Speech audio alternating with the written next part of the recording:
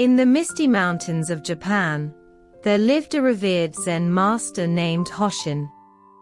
His monastery was nestled in a serene valley, where the whispering pines and the trickling streams created an atmosphere of profound stillness.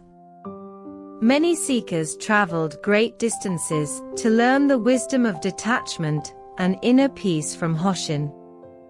One day, a young samurai named Ryu arrived at the monastery. He was known for his fiery temper and impulsive nature.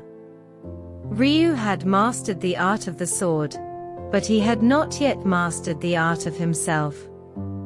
He had heard of Hoshin's wisdom and came to challenge it.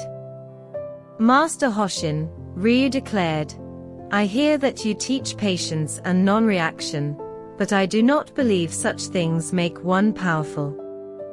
Only strength and aggression can command respect. I challenge you. Let us see who is truly stronger, you with your wisdom, or I with my sword." Hoshin merely smiled and gestured for Ryu to follow him. Without a word, he led the young warrior to the edge of a towering cliff overlooking a deep gorge. Below, the river thundered, carving its path through the rocks over centuries.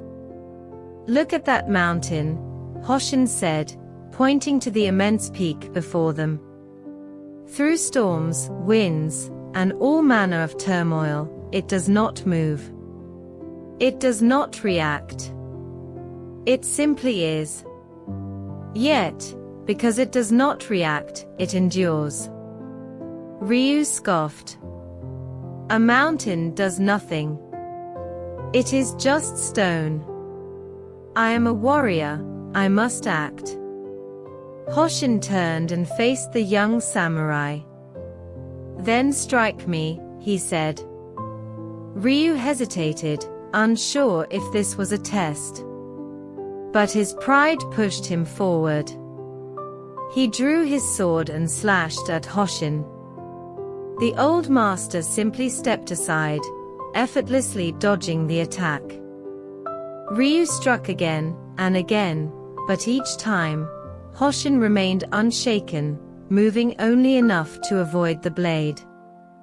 He never counterattacked, never raised a hand in defense, and never showed anger or fear. Growing frustrated, Ryu finally stopped, panting. "Why do you not fight back?" he demanded. Hoshin smiled. "Because you are fighting yourself, not me.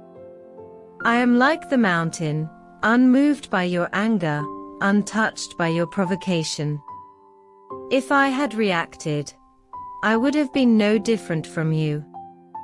And if I had fought back in anger, I would have lost as well. But by not reacting, I have already won." Ryu fell to his knees, realization dawning upon him. He had exhausted himself, while Hoshin remained calm and strong. Strength was not in aggression, but in restraint. Power was not in domination, but in equanimity.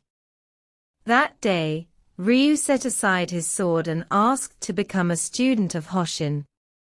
He learned that true mastery was not in overcoming others, but in overcoming oneself. And so, the mountain stood, unmoved as always, watching over the valley in silent wisdom.